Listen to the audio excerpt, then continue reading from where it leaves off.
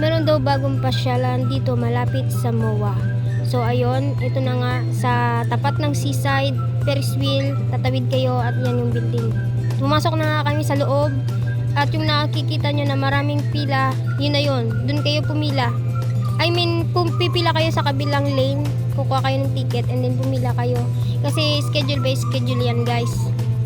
So ayun nga, yung mga pumipila na at naghihintay ng kanilang oras kasi hindi na kami nakahabol ng pang 4 PM. So yun yung ticket, space and time cube pala. So yun, pumasok na nga kami kasi bumalik lang kami 7 PM yung schedule namin. So yun yung makikita nyo sa loob. Ito yung parang nakasakay ka sa carpet ni Aladdin at yun parang nagta-travel. So ayan, punta tayo sa kabilang room. So ito naman si nanay, hindi ko alam kung anong ginagawa niya diyan. Hindi na ako pumasok at dito naman yung kanilang mirror maze. So ayan. Ingat-ingat lang at baka mabangga mo ngayong salamin. So para sa akin napakadali lang naman. Napakaikling mirror maze. Hindi naman nakakalito. So ayun, punta tayo sa kabila. So yun, ito yung maganda. Kasi may pailaw-ilaw at lahat ng nasa paligid, taas baba, ay puro salamin. So yun, nagre-reflect yung mga ilaw, kaya sobrang liwanag niya talaga at ang ganda niya sa personal at ang sa camera, napakaganda. Nakalimutan ko pala guys sabihin na 800 po yung entrance fee nila dito per head.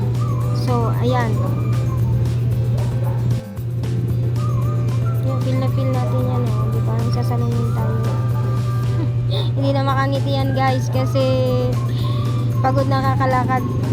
Ito naman yung kabilang room. Yun, naglalaro sila dun para.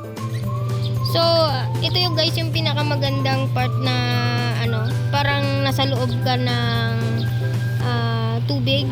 So ayan nga, kakaway-kaway at parang akala mo swimming daw ako.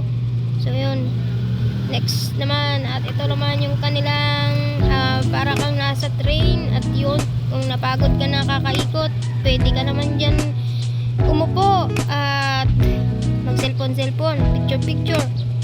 So ayun guys, madali ako magsawa kaya so next tayo, next. So ayun naman, marami pa nang nakapila doon na magpipicture, para kang akala mo nahuhulog ka sa hagdan. So next naman agad, ito na yung parang spaceship talaga. Ito yung pinaka parang main nila, pinakamagandang part. Maganda naman talaga. At yun nga, para sa akin medyo nakakahilo to pero carry lang.